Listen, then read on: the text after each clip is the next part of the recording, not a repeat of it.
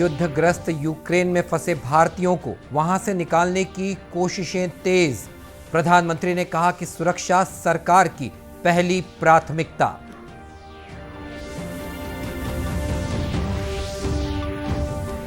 रक्षा में आत्मनिर्भरता call to action विषय पर आयोजित वेबिनार में शामिल हुए प्रधानमंत्री मोदी। कहा, मेक इन इंडिया में है आत्मनिर्भरता का समाधान। बीजापुर जिले में माओवादियों ने छत्तीसगढ़ सशस्त्र बल के एक जवान की हत्या की।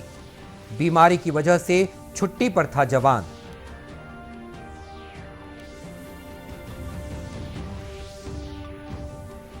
और छत्तीसगढ़ के सरगुजा और दुर्ग संभाग के कुछ जिलों में ओलावृष्टि, रबी की फसलों को भारी नुकसान की आशंका।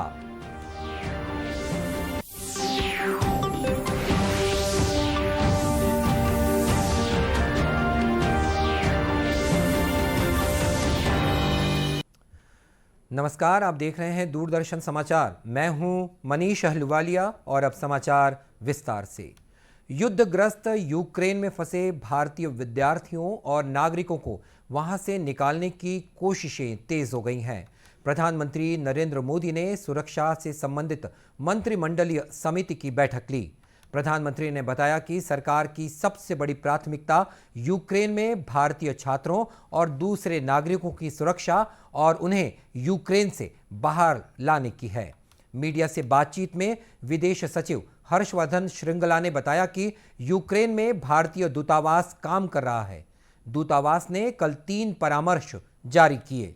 विश्वविद्यालयों के साथ विचार विमर्श चल रहा है और मंत्रालय ने एक नियंत्रण कक्ष बनाया है।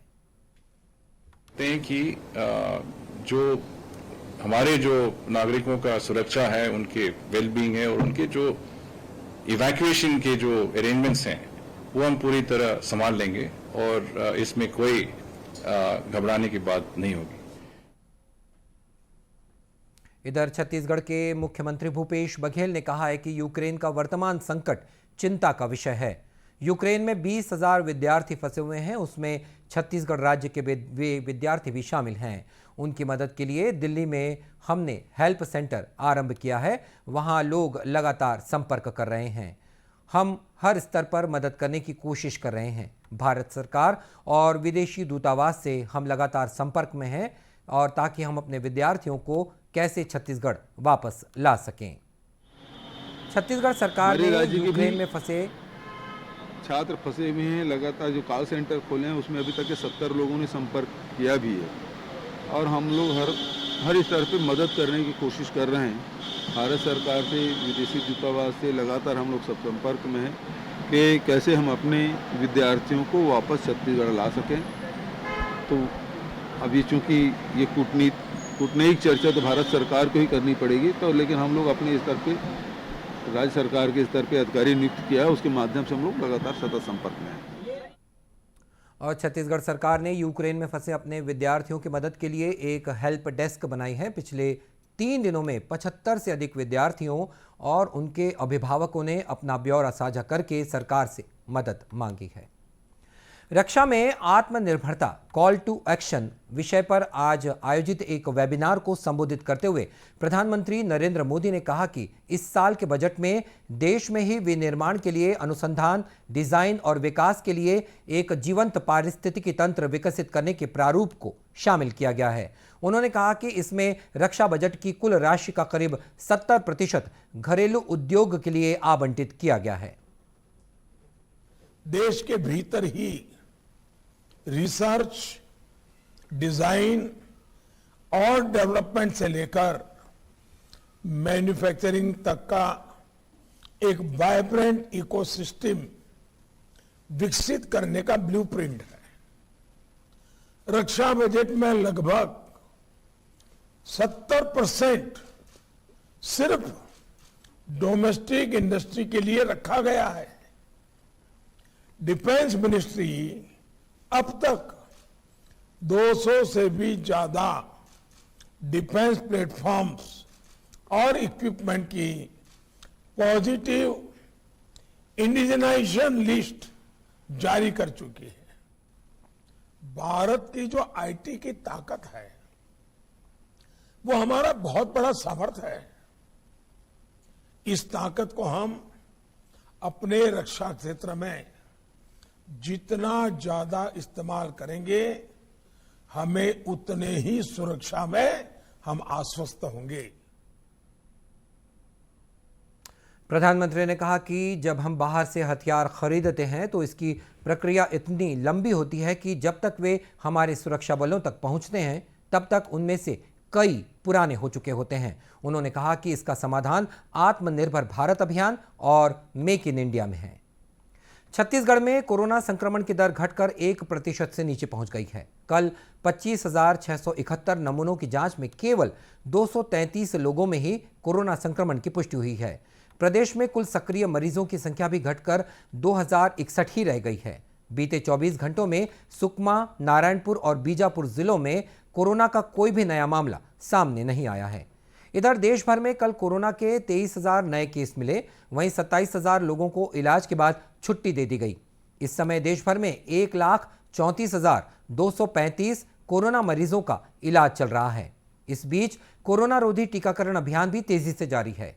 केंद्रीय स्वास्थ्य मंत्रालय ने बताया कि कल 32,04,000 से अधिक लोगों को कोरोना का टीका लगाया गया। अब तक देश भर में 176 करोड़ 86 लाख से अधिक कोविड रोधी टीके लगाए जा चुके हैं। छत्तीसगढ़ के बीजापुर जिले में माओवादियों ने छत्तीसगढ़ सशस्त्र बल के एक जवान की हत्या कर दी है। हत्या करने के बाद जवान के शव को माओवादियों ने सड़क पर ही फेंक दिया। माओवादियों ने शव के पास एक पर्चा भी फेंका है। नक्सलियों की गंगालूर एरिया कमेटी ने वारदात को अंजाम दिया है।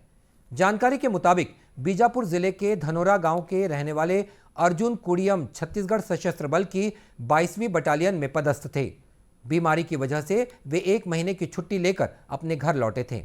इस बीच माओवादियों ने उनका अपहरण कर लिया। आज सुबह माओवादियों ने जवान की हत्या कर शव को गंगालूर इलाके में सड़क पर फेंक दिया। वहीं पुलिस ने शव बरामद कर पोस्टमार्टम के लिए अस्पताल भिजवाया है। बीजापुर के पुलिस अधीक्षक कमल लोचन कश्यप ने बताया कि मामले की जांच की जा रही है। पश्चिमी विक्षोभ की वजह से छत्तीसगढ़ का मौसम एक बार फिर बदला है। बीती रात सरगुजा संभाग के में अंधड़ से भारी ओलावृष्टि हुई है। बलरामपुर, सूरजपुर, जशपुर और कोरिया जिले में 20 से 25 मिनट तक ओले गिरते रहे, जिसकी वजह से फसलों को काफी नुकसान हुआ है। प्रशासन अभी नुकसान का आकलन कर रहा है। इधर मौसम विभाग ने बताया कि एक ऊपरी हवा का चक्रीय चक्रवाती घेरा पश्चिमी मध्य प्रदेश और उससे लगे राजस्थान के ऊपर बना हुआ है। एक द्रोणिका पश्चिमी मध्य प्रदेश से नागालैंड तक, मध्य प्रदेश, दक्षिण पूर्व उत्तर प्रदेश, झारखंड, गैंगेटिक पश्चिम बंगाल होते हुए असम तक फैली हुई है। इसकी वजह से आज भी 1-2 स्थानों पर हल्की वर्षा या गरज चमक के साथ छींटे पड़ने की संभावना है। मौसम विभाग के अनुसार आज वर्षा का मुख्य क्षेत्र बिलासपुर, दुर्ग और रायपुर संभाग के कुछ जिले हो सकते हैं।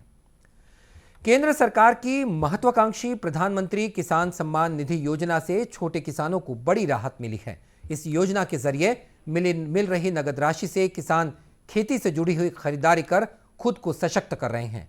प्रधानमंत्री किसान सम्मान निधि योजना का लाभ ले रहे धमतरी जिले के सोरम गांव के निवासी कमलेश्वर साहू और नरेश यादव ने बताया कि इस योजना की वजह से उनकी आर्थिक स्थिति में सुधार हुआ है।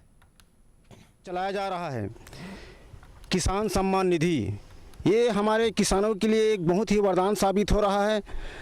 जो हमें साल में 6,000 रुपये मिलता है, 6,000 से हम किसान को हर एक 4 महीना में 2,000 रुपया हमारे खाता में आ जाता है और उस 2,000 से हम उस पैसा का किसाने में ही सदुपयोग कर रहे हैं, जिससे हम खाद ले रहे हैं, उस पैसे से दवाई ले रहे हैं और लेबर पेमेंट करने में भी हम लोगों को सुविधा हो रही है। निश्चित ही ये प्रधानमंत्री का योजना जो है हम किसानों के लिए एक वरदान साबित हो रहा है।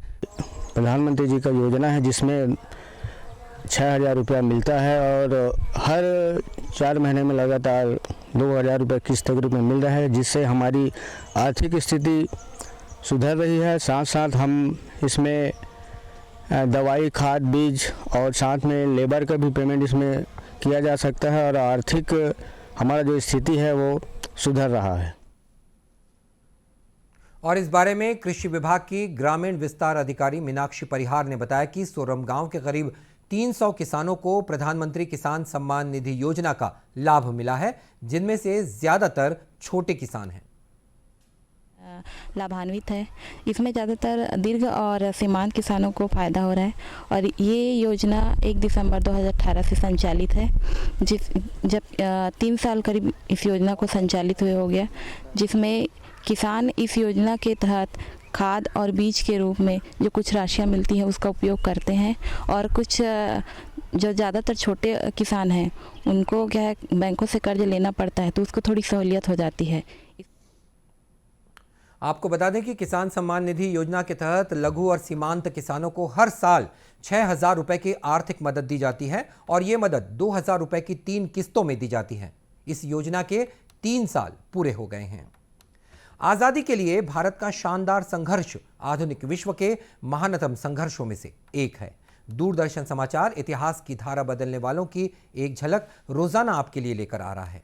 आज की इस कड़ी में हम बात करेंगे उस समय के बारे में जब ब्रिटेन की संसद द्वारा पिट्स इंडिया एक्ट पारित हुआ था। की कमियां दूर करने के लिए पिट्स इंडिया एक्ट 1784 पारित किया था। इस अधिनियम का नाम ब्रिटेन के तत्कालीन प्रधानमंत्री विलियम पिट के नाम पर रखा गया। इसे ईस्ट इंडिया कंपनी अधिनियम 1784 भी कहा जाता था। इस अधिनियम का उद्देश्य ईस्ट इंडिया कंपनी की व्यावसायिक और राजनीतिक गतिविधियों के बीच अंतर स्पष्ट करना था। इस अधिनियम ने दोहरे नियंत्रण की प्रणाली शुरू की, जिसके तहत राजनीतिक मामलों के लिए बोर्ड ऑफ कंट्रोल गठित किया गया और व्यावसायिक मामलों के लिए कोर्ट ऑफ डायरेक्टर्स की नियुक्ति की गई। इस प्रकार पिट्स एक्ट ने भारतीय प्रांतों के नागरिक, सैन्य और राजस्व मामलों में ब्रिटिश राज का प्रभुत्व स्थापित करने में मदद की। हालांकि भारतीय प्रदेशों की व्यावसायिक गतिविधियों पर ईस्ट इंडिया कंपनी का एकाधिकार था और अपने कर्मचारियों की नियुक्ति या उन्हें हटाने का अधिकार भी उसी के पास था। पिट्स इंडिया एक्ट लागू होने के बाद ईस्ट इंडिया कंपनी की संपत्ति भारत में ब्रिटिश परिसंपत्ति कही गई। प्रशासन का सीधा नियंत्रण भी ब्रिटिश सरकार को दे दिया गया। पिट्स इंडिया एक्ट से प्रशासन में आए ये बदलाव 1858 तक जारी रहे।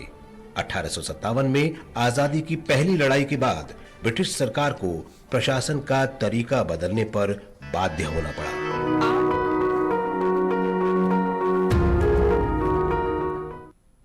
और दूरदर्शन केंद्र रायपुर से प्रसारित होने वाले प्रादेशिक समाचार को आप YouTube पर भी देख सकते हैं। हमारे YouTube channel Chhattisgarh DD news पर प्रादेशिक समाचार उपलब्ध रहते हैं। YouTube चैनल का लिंक और QR कोड आप स्क्रीन पर देख सकते हैं।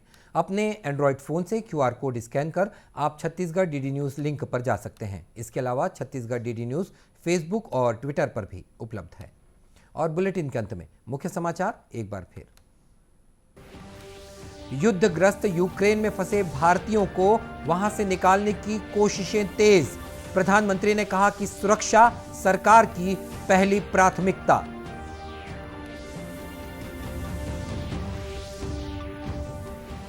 रक्षा में आत्मनिर्भरता कॉल टू एक्शन विषय पर आयोजित वेबिनार में शामिल हुए प्रधानमंत्री मोदी।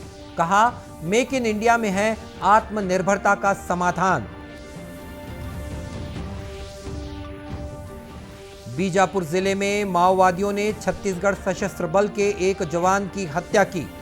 बीमारी की वजह से छुट्टी पर था जवान।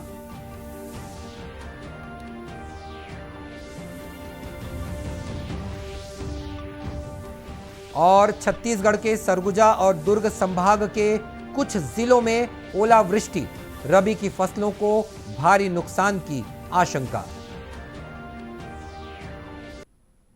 और इसी के साथ ये समाचार बुलेटिन समाप्त हुआ। नमस्कार।